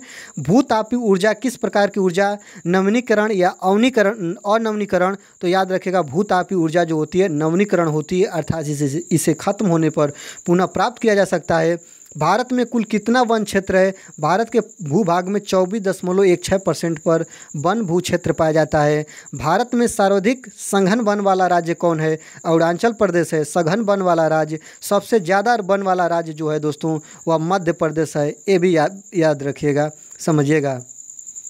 आगे देखिए, कार्बन मोनोऑक्साइड प्राथमिक प्रदूषक है या द्वितीयक प्रदूषक? याद रखेगा, कार्बन मोनोऑक्साइड जो है उसे प्राथमिक प्रदूषक बोलते हैं, या विषैली गैस होती है, ये याद रखेंगे। प्रोजेक्ट टाइगर कब शुरू हुआ? 1973 में शुरू हुआ। याद रखेंगे, ये प्रश्न बन सकता है कि वन सुरक्षा अधिनियम कब लाया गया? तो वन सुरक्षा अधिनियम, जैसे कि जीव सुरक्षा अधिनियम भी कह दे, तो याद रखिएगा 1972 में ये लाया गया पर्यावरण सुरक्षा अधिनियम। आगे देखते हैं, जैवमंडल के लिए आरक्षित क्षेत्र शीत रेगिस्तान कहाँ स्थित है? हिमाचल प्रदेश में स्थित है दोस्तों। भारत के प्रमुख हॉट स्पॉट क्षेत्र कौन है? तो पश्चिमी घाटी या पूर्वी हिमालय जो है दोस्तों, यह हॉट स्पॉट क्षेत्रों में इनको रखा गया है। आगे देखेंगे, 24D क्या है? याद रखेंगे, 24D इसको बोलते हैं दोस्तों। यहाँ पे आपका कामा रहेगा, इसको ऐसे बोलते हैं 24D क्या है? तो 24D खरपतवारनाशी है। हीमोग्लोबिन क्या है? तो मानव जनित प्रदूषण। ह्यूमेलिन क्या है दोस्तों? ये कहा है ह्यूमेलिन क्या है? तो मानव जनित प्रदूषण है, मनुष्य के द्वारा फैलाया जाता है ह्यूमेलिन। याद रखेगा, हीमोग्लोबिन अगर कहेगा तो हीमोग्लोबिन ये ब्लड की मात्रा की जांच की जाती है हीमोग्लोबिन के माध्यम से। आगे देखते हैं, स्पेस डिब्री से आप क्या समझते हैं? तो अंतरिक्ष में कूड़ा करकट जो होता है स्पेस डिब्री बोलते हैं इसको। कृत्रिम वर्षा कराने में कौन सा तत्व शामिल होता है? तो Ag और आयोडाइड होते हैं, ये भी बात याद रखेगा। Ag और आयोडाइड की मात्रा से कृत्रिम वर्षा कराई जाती है। आगे देखते हैं, अम्ल वर्षा कराने के लिए कौन सा तत्व शामिल होता है? तो सोडियम और सल्फर डाई और ट्राई ऑक्साइड जो होते हैं वो इसके लिए शामिल होते हैं, इसके लिए उत्तरदायी होते हैं। अम्लीय वर्षा जो होता है वो 5.2 इसका pH मान होता है। अम्ल वर्षा किस प्रकार का प्रदूषण है? तो अम्ल वर्षा जो है वह वायु प्रदूषण से होता है, अम्ल वर्षा, ये बात याद रखिएगा। आगे देखते हैं, इकोसिस्टम तथा इकोलॉजी शब्द किसने दिया था? ओस्लो ने दिया था। ओजोन संरक्षण दिवस कब मनाया जाता है? 16 सितंबर को मनाया जाता है। ओजोन को O3 से दर्शाते हैं। ओजोन समताप मंडल में पाई जाती है, याद रखेगा, यह परत है, ये बात को याद रखेंगे। जैव विविधता दिवस कब मनाया जाता है? 22 मई को मनाया जाता है। विश्व जल दिवस कब मनाया जाता है? 22 मार्च को मनाया जाता है। आगे देखेंगे, पर्यावरण दिवस कब मनाया जाता है? 5 जून को मनाया जाता है। विश्व खाद्य दिवस कब मनाया जाता है? 16 अक्टूबर को विश्व खाद्य दिवस मनाया जाता है। भारत सरकार ने किस जीव को राष्ट्रीय जलीय जीव घोषित किया है? तो डॉल्फिन को किया है। कौन सी गैस रखते हीमोग्लोबिन के परिवहन को बाधित कर देती है? मनुष्य को जब CO कार्बन मोनोऑक्साइड गैस का सेवन करेगा तो यह याद रखेंगे ब्लड को थक्का बनाती है और इससे घबराहट जैसी समस्या होती है। आगे देखेंगे, UNEP का मुख्यालय कहाँ पे है? नैरोबी में है। ब्लू बेबी सिंड्रोम जल में किस तत्व की अधिकता के कारण होती है? नाइट्रोजन की अधिकता के कारण ब्लू बेबी सिंड्रोम होती है, जो जल में एक तत्व मिल जाता है, याद रखिएगा, जो नाइट्रोजन होता है जिससे ब्लू बेबी सिंड्रोम होती है, ये इसके सेवन से होती है जल के। आगे देखेंगे मौसम संबंधित घटनाएं, बादल का बनना, वर्षा, बिजली चमकना, हवाओं का चलना किस मंडल में होता है, तो क्षोभ मंडल में होता है। आगे देखेंगे रेडियो तरंगों का उत्सर्जित होना किस मंडल से संबंधित है, याद रखिएगा रेडियो तरंगों का उत्सर्जन आयन मंडल से होता है, याद रखेंगे। क्षोभ मंडल से ये चीज़ हो गया, ओजोन मंडल समताप मंडल से हो गया, ये सभी चीज़ों को आप लोग याद रखिएगा। सबसे निचली परत पूछते हैं क्षोभ मंडल, वायुयान किस मंडल में उड़ते हैं, समताप मंडल में, सभी चीज़ों को। फूलों की घाटी कहाँ है दोस्तों, उत्तराखंड की चमोली में फूलों की घाटी स्थित है। वन विकास विषय है राज्य या केंद्र का या समवर्ती सूची का, याद रखिएगा यह राज्य और केंद्र दोनों का विषय है वन विकास, इसलिए इसे समवर्ती सूची में रखा गया है। आगे देखेंगे उत्परिवर्तन के जनक कौन है, तो उत्परिवर्तनवाद के जनक दोस्तों डार्विनवाद हैं, ये याद रखेंगे। जैविक मरुस्थल किस नदी को कहा जाता है, तो दामोदर नदी को जैविक मरुस्थल कहा जाता है, याद रखेंगे। ईंधन की शुद्धता की जांच के लिए किस संख्या का प्रयोग कर देते हैं, तो ईंधन की शुद्धता की जांच के लिए ऑक्टेन संख्या का प्रयोग किया जाता है।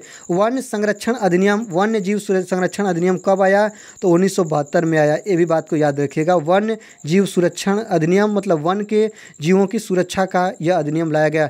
पर्यावरण संरक्षण कानून कब बना, 1986 में बना। वायु प्रदूषण संबंधित कानून कब आया, 1981 में आया, ये बातों को याद रखिएगा। वन संरक्षण अधिनियम कब बनाया गया, 1980 में बनाया गया। ओजोन परत की मोटाई किस यूनिट द्वारा नापी जाती है, डाप्सन यूनिट में मापी जाती है, ये याद रखेंगे, डीबी इसको बोलते हैं, डाप्सन में मापी जाती है। आगे देखते हैं पवन ऊर्जा तथा सौर ऊर्जा के लिए सर्वोत्तम राज्य कौन है, तो राजस्थान, जहाँ पे पवन ऊर्जा और सौर ऊर्जा का सबसे ज़्यादा प्रयोग किया जाता है, वहाँ पे सबसे ज़्यादा राजस्थान में आप लोग देखिएगा, यहाँ पे सबसे ज़्यादा हवा भी चलती है और यहाँ पे सूर्य की सबसे ज़्यादा एनर्जी भी प्राप्त होती है। भारतीय वन प्रबंधन संस्थान कहाँ पर स्थित है दोस्तों, तो भोपाल में। ये कहाँ पे दोस्तों, भोपाल में है, ये बात याद रखिएगा, मध्य प्रदेश के भोपाल में है। आगे देखेंगे NEERI संस्थान कहाँ पे है, नागपुर में है, नागपुर में है। भारतीय वन अनुसंधान संस्थान FSI कहाँ पे है दोस्तों, देहरादून में। भारतीय वन अनुसंधान स्थान काफ़ी इंपॉर्टेंट है, कहाँ पे है दोस्तों, देहरादून में है। चलिए आगे देखते हैं भारत स्टेज क्या है, पर्यावरण प्रदूषण का मानक है दोस्तों। भारत स्टेज क्या है, पर्यावरण प्रदूषण का मानक, इसमें पर्यावरण प्रदूषण की माप की जाती है। गिद्धों को किस रसायन से खतरा है दोस्तों, डिक्वेनोफिनाल है, डिक्वेनोफिनाल, जो कि आप लोग ध्यान रखिएगा, इसी के कारण गिद्धों की प्रजाति नष्ट हो रही है। जो जैसे कि जीव जंतु हैं, जब उनको रोग होता है, जब उनको डिक्वेनोफिनाल प्रकार की दवा है जो दी जाती है, जब उनकी मृत्यु हो जाती है, जब उनको दफना दिया जाता है, जब उसको गिद्ध सेवन करता है तो गिद्ध मर जाता है, याद रखेगा। गिद्धों के किस रसायन को खतरा है, तो डिक्वेनोफिनाल रसायन से खतरा है। आगे देखते हैं विश्व में सर्वाधिक तट रेखा वाला राज्य कनाडा है, याद रखेगा। और भारत का तटीय रेखा वाला राज्य कौन है दोस्तों, तो गुजरात है, ये भी बात को याद रखेंगे। आगे देखते हैं ओजोन परत में सर्वाधिक क्षेत्र कहाँ पे है दोस्तों, ध्रुवों पर। कहाँ पे दोस्तों, ध्रुवों पे। आगे देखते हैं शौचालय में अप्रिय दुर्गंध गैस किसके कारण होती है, H2S के कारण होती है, याद रखेगा। शौचालय में जो गैस आती है अप्रिय दुर्गंध गैस H2S के कारण। यहाँ पे देखेंगे हाइथिन क्या है, उच्च कोटि का निधन है दोस्तों। हाइथिन जो है उच्च कोटि का निधन है, जिसका प्रयोग आप लोग रॉकेट या मिसाइलों में किया जाता है। आगे देखते हैं इको मार्क क्या है, इको मार्क जो कि पर्यावरण अनुकूलन के लिए, इको मार्क जो है वह खाद्य सुरक्षा अनुकूलन है दोस्तों। जो कंपनियां अपना इको मार्क का जो सिंबल लगाती है यही होता है इको मार्क, जो खाद्य सुरक्षा अनुकूलन के लिए लगाई जाती है। आगे देखते हैं एक सींग वाला गैंडा कौन सा national park, Kaziranga national park है दोस्तों। कालीरंगा नहीं है, काजीरंगा नेशनल पार्क जो कि असम में है। गिर राष्ट्रीय उद्यान किस जानवर के लिए प्रसिद्ध है, तो गिर राष्ट्रीय उद्यान जो है दोस्तों वह गुजरात में है, शेर के लिए। किसके लिए दोस्तों, शेर के लिए, सिंह के लिए, ये बात को याद रखेंगे। आगे देखते हैं वायुमंडल की आर्द्रता को किस मापक यंत्र सहायता से मापते हैं, तो वायुमंडल की आर्द्रता को हाइग्रोमीटर से नापा जाता है, याद रखेंगे। वायुमंडल में विद्यमान अक्रिय गैस कौन है, आर्गन गैस है दोस्तों, याद रखेगा। वायुमंडल में कौन गैस है जो अक्रिय है, आर्गन है। कितने परसेंट, 0.93% पाई जाती है, ये बात को याद रखेंगे। चलिए आगे देखते हैं सर्वाधिक लवणता वाला विश्व में किस झील को कहते हैं, जिसको बोलते हैं तुर्की में है वान झील, जो कि सबसे ज़्यादा इसमें लवण मात्रा पाई जाती है। क्षोभ मंडल में प्रति 1 किलोमीटर की ऊंचाई पर जाने पर ताप कितना घटता है, तो 6.4 डिग्री सेंटीग्रेड जो होती है तापमान घटती है या तापमान में गिरावट आती है, इसको याद रखिएगा। क्षोभ मंडल में जो पृथ्वी का सबसे निचले या पृथ्वी के पास का ये मंडल है या मंडल का सबसे निचला स्तर है, ये बात याद रखिएगा। क्योटो सम्मेलन का आयोजन किस वर्ष और कहाँ हुआ था, जापान में हुआ था 1997 में। क्योटो सम्मेलन, याद रखिएगा। हमारे वायुमंडल में सबसे अधिक हाइड्रोकार्बन प्रदूषण कौन सी गैस करती है? तो मीथेन करती है हाइड्रोकार्बन प्रदूषण। चलिए आगे देखते हैं। पुराने समय में ज्वार बाजरा की फसल प्रमुखता से उगाई जाती थी, आजकल इन फसलों की जगह किसे दे दिया गया है? तो याद रखिएगा आजकल की प्रमुख फसल एनसीईआरटी के अकॉर्डिंग गेहूं और कपास है। गेहूं और कपास फसलों में कीड़े लगने का प्रमुख कारण क्या है? महंगी खादों का प्रयोग, यही है कीड़े लगने का प्रमुख कारण। आगे देखते हैं। किस राज्य में सर्वाधिक राष्ट्रीय उद्यान है? मध्य प्रदेश में। दोस्तों कितने हैं? 12 हैं। पूरे भारत में कितने राष्ट्रीय उद्यान हैं? 106 हैं। भारत में सर्वाधिक जैव विविधता किस देश में पाई जाती है? तो शांत घाटी में, जो कि केरल राज्य में है। दोस्तों शांत घाटी में सर्वाधिक जैव विविधता पाई जाती है। ग्रीन हाउस वाला पहला राज्य, ग्रीन हाउस फार्मिंग वाला पहला राज्य कौन है? दोस्तों पंजाब है। इंदिरा गांधी वन्य जीव अभ्यारण्य कहाँ पे है? दोस्तों तमिलनाडु राज्य में है। आगे देखते हैं। यदि एक गिलास पानी में चुटकी भर नमक घोल दिया जाए तो जल का स्तर कैसा रहेगा? तो दोस्तों एक समान रहेगा, क्योंकि NaCl से उसका स्तर में कोई भी बदलाव नहीं होगा। आगे देखते हैं। नागालैंड के साथ सीमा साझा करने वाले राज्य कौन हैं? यह आप लोगों का प्रश्न बना है। दोस्तों मैपिंग का आपका ज्ञान होना चाहिए। तो नागालैंड के साथ जो सीमा जो होते हैं साझा करने वाले राज्य, नागालैंड भारत का पूर्वी इलाका है। तो पूर्व में आपका अरुणाचल प्रदेश, असम और मणिपुर नागालैंड राज्य से सटे हुए राज्य हैं। आगे देखते हैं। उत्तर भारत में बाढ़ की घटनाओं के बढ़ने का क्या कारण है? तो याद रखिएगा बाढ़ के बढ़ने का जो उत्तर भारत में सबसे ज़्यादा कारण है अपवा क्षेत्र में वन कटाई। याद रखिएगा वन कटाई के कारण ही जो बाढ़ आ रही है सबसे ज़्यादा आ रही है उत्तर भारत में। इसको आप लोग याद रखेंगे उत्तर भारतीय इलाके में। आगे देखते हैं। मानचित्र बनाने के विज्ञान को क्या कहा जाता है? तो इसको बोला जाता है कार्टोग्राफी। क्या बोला जाता है दोस्तों? कार्टोग्राफी, मानचित्र विज्ञान बोला जाता है। आगे देखते हैं। ओजोन जिन शक्तिशाली विकिरण को सोखकर जीवमंडल को सुरक्षा प्रदान करती है उन्हें क्या कहा जाता है? अल्ट्रावायलेट परावैंगनिक किरणें, जिसे UV से दर्शाते हैं। यह जब पृथ्वी पर आएंगी तो पृथ्वी पर आने के बाद यह स्किन कैंसर उत्पन्न करेंगी, इसीलिए इसको बोलते हैं अल्ट्रावायलेट किरणों को रोकती है ओजोन परतें। याद रखिएगा ओजोन परत का संक्षिप्त रूप O3 होता है, ये भी बात को याद रखेंगे। याद रखिएगा वातावरण में क्लोरोफ्लोरोकार्बन उत्सर्जित पकड़ने पर प्रतिबंध लगाने संबंधित प्रथम प्रोटोकॉल कहाँ पे बना था? तो मॉन्ट्रियल में बना था। याद रखिएगा ये जो आपका क्लोरोफ्लोरोकार्बन है यह ओजोन परत इससे क्षरित होती है, और ओजोन परत क्षरित होगी तो अल्ट्रावायलेट किरणें पृथ्वी पर आएगी। तो सबसे पहले रोकथाम, अगर आप पकड़े जाएंगे तो आपके ऊपर सज़ा या नियम या कानून लगेगा। कानून का प्रावधान कहाँ पे हुआ था? तो मॉन्ट्रियल में हुआ था, बात याद रखेंगे। उन वनों को क्या कहते हैं जो चक्रवातों के अवरोधकों का कार्य करते हैं? तो मैंग्रोव वन बोलते हैं। याद रखेंगे जो चक्रवातों के अवरोधक का काम करते हैं उन्हें मैंग्रोव वन कहते हैं। याद रखेंगे। कांसा या कांस्य कौन सी धातुओं का मिश्रण है? तांबा और टीन से कांसा बनते हैं। क्या बनता है दोस्तों? तांबा और टीन के मिश्रण से कांसा धातु बनाई जाती है। आगे देखते हैं। भारत का सबसे प्राचीन राष्ट्रीय उद्यान कौन सा है? Jim Corbett national park. Madhubani चित्रकला बिहार के कौन से जिले में फैली है? तो मधुबनी जिले में। याद रखिएगा चावल के दानों से यह नक्काशी की जाती है, और याद रखिएगा नील चावल के दानों को रंग कर यह नक्काशी की जाती है। रात में खिलने वाले फूल को क्या कहते हैं? सफ़ेद व सुगंधित फूले होते हैं जो रात में फूलते हैं। केरल को क्या कहा जाता है? मसालों का राज्य केरल को कहा जाता है, ये बात याद रखिएगा। चलिए आगे देखते हैं। कौन सा सागर सबसे नमकीन है? तो मृत सागर, जिसे डेथ सी बोलते हैं, जो जार्डन नदी सहायक इसकी नदी है। सबसे ज़्यादा इसमें NaCl पाया जाता है। आदमी इसमें डूबता नहीं है या डूब नहीं सकता है। उस संस्था का नाम बताइए जिसने दंडकी माई के प्रवास से तालाब बनाकर गांव में पानी की समस्या खत्म की थी। तो तरुण भारत संघ उस संस्था का नाम है। याद रखिएगा तरुण भारत संघ। याद रखिएगा भारत में पहली बार जो रेलगाड़ी चली थी मुंबई और थाने के बीच 16 अप्रैल 1853 में अंग्रेज़ों द्वारा चलाई गई थी। याद रखेंगे। ज़मीन से निकाला गया तेल कैसा होता है? तो गहरे रंग का गाढ़ा एवं बदबूदार तेल होता है। याद रखिएगा यह जो होता है इसे हम लोग कच्चा सोना भी बोलते हैं तेल को। याद रखिएगा यह द्रव सोना इसे बोला जाता है। किसको बोला जाता है? तेल को बोला जाता है। याद रखेंगे।